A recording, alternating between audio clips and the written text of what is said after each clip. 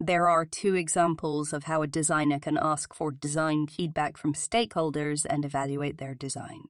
Gathering feedback has the objective to not to show the designs as if you are right, but to leverage other people's knowledge and perspectives to find additional risks and considerations that you haven't considered.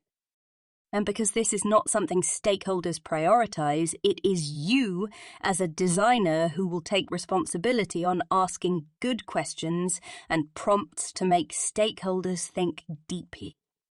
A good example is the CRC feedback session. Looks like this.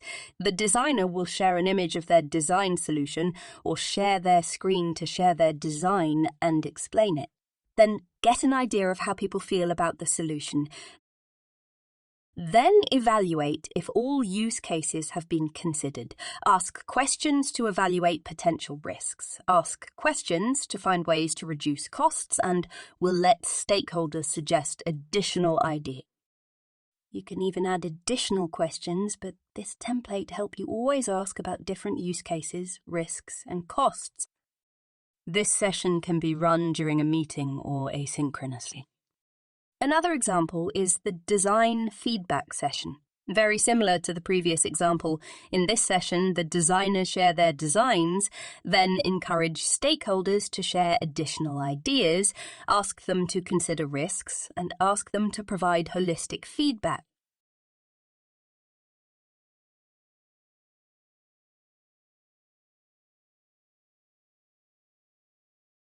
Both of these sessions can be run during a meeting or even asynchronously. You can assign stakeholders like this and add due dates so they provide feedback asynchronously but within a time frame. These are just templates and designers can adapt them to better gather feedback.